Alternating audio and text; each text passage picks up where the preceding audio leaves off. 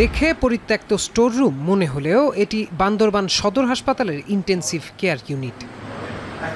2020 সালে করোনাকালীন সময়ে উন্নত চিকিৎসা সেবার সুবিধার্থে বান্দরবান সদর হাসপাতালে স্থাপন করা হয় 5 শয্যার আইসিইউ রুম, কিন্তু দীর্ঘদিন ধরে ব্যবহার না হওয়ায় নাজেহাল অবস্থা এই আইসিইউ রুমের। অযত্ন অবহেলায় রুমটি ব্যবহৃত হচ্ছে পরিত্যক্ত স্টোর রুম হিসেবে। এছাড়াও পরিচর্যার অভাবে নষ্ট হতে বসেছে আইসিইউ বেড, ভেন্টিলেটর সহ কোটি টাকা মূল্যের বিভিন্ন যন্ত্রপাতি।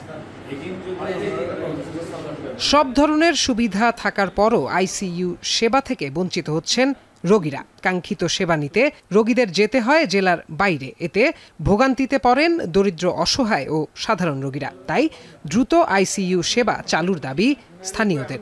হাজার হাজার কোটি টাকা আইসিইউ ইনস্ট্রুমেন্ট গুদামজাত করে রেখে লাভ কি যদি সেগুলো ইউজ করা না যায়। যতবার আসছে আমরা সবাই যে আইসিইউ বিষয়ে আমরা শুনছি, কিন্তু আইসিইউর কোনো ব্যবস্থাপনা আমরা কিন্তু দেখিনি। এই আইসিইউটা যদি বান্দরবান চালু হয়, আমাদের বান্দরবানের যে জনবল আছে খুবই উপকৃত হবে। স্টোরের জায়গা সংকটের কারণে আমরা এটা বর্তমানে স্টোর রুম হিসেবে ইউজ করছি। এদিকে প্রয়োজনীয় চিকিৎসক ও জনবল সংকটের কারণে আইসিইউ সেবা চালু করা সম্ভব হচ্ছে না বলে জানান আবাসিক মেডিকেল অফিসার। আইসিইউ চালাতে গেলে সবসময় একটা অভিজ্ঞ ডাক্তার, অভিজ্ঞ আইসিইউ অ্যানেস্থেটিস্ট এগুলো আরম্ভ করে সিসিইউ করা এরকম ডাক্তার দরকার।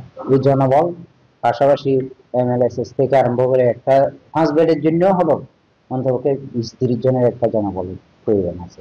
এটা হলেই অতি সত্বর দ্রুত যে কোনো সময় এই বান্দরবানে এটা চালু করা যাবে। অর্থ সংকট, জনবল ঘাটতি ও অবহেলায় দিন দিন বিপর্যস্ত হয়ে পড়ছে জেলার লক্ষাধিক মানুষের চিকিৎসা সেবার একমাত্র আশ্রয়স্থল বান্দরবান সদর হাসপাতাল। এখন বান্দরবান।